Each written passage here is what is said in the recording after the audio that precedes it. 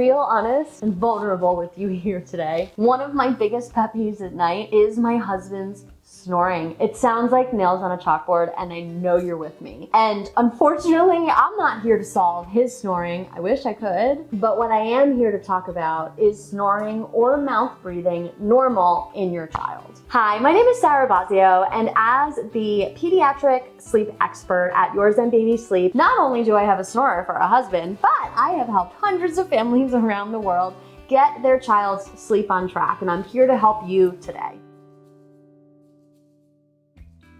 I would like to preface this to say this is not medical advice, and if your child is snoring or mouth breathing, it is really important to let your pediatrician know so that you can get a referral to an ENT or even a sleep medicine doctor. Long and short of it, snoring and mouth breathing is not normal. There are going to be occasional times where your child is going to snore or mouth breathe, particularly when they are sick, and we know that little kids get sick pretty often. So if your child has a viral infection or a fever or a cold or a cough, snoring is probably going to be a symptom of that because they are all congested in their nose and it's going to be harder for them to breathe through their nose, so they will be mouth breathing. In these circumstances, snoring would be considered medically normal. However, if your child is snoring and mouth breathing consistently when they are healthy, this is definitely a red flag. What could be going on? A multitude of things, but the thing that your doctors and your specialists are going to look for are enlarged tonsils and adenoids. Now, the facial structure of our children, it's tiny. Everything's really small, right? Their face isn't grown to full size, so all of those little canals and orifices are going to be really small. Easy for them to get inflamed.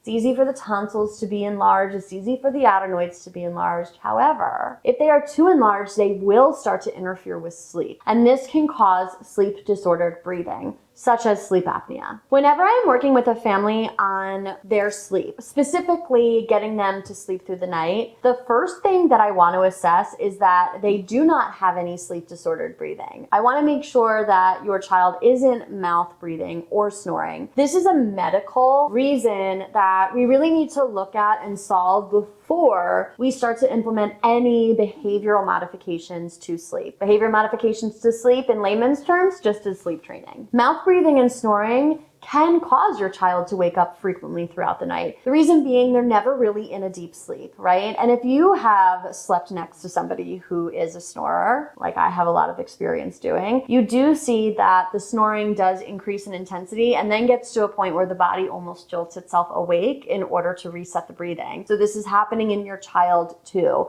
Mouth breathing has the same concept going on. So the reason for your children's waking may not be stemming from behavior. It can be stemming from medical, and getting an assessment of tonsils and adenoids could be life-changing for your child and their sleep hygiene. To review, if your child is snoring or mouth breathing, I want you to start by talking to the pediatrician. And then what I would like you to do is get a referral to an ENT or ear, nose, and throat doctor or a pediatric sleep medicine doctor to get them assessed and make sure that nothing is going on that is medically interfering with their sleep abilities. Once you have received clearance or you've received a diagnosis and you have managed that through medical intervention and your child is still waking up frequently, that's the best time to call a sleep consultant to see if they can also help on the behavioral end of things, getting your child's sleep on track. I really would love to know about your specific sleep situation, so feel free to leave me a comment. If your child is mouth breathing or snoring and you do feel that that is the reason why they are waking up in the middle of the night. And once you get that resolved or you get that referral to your doctor,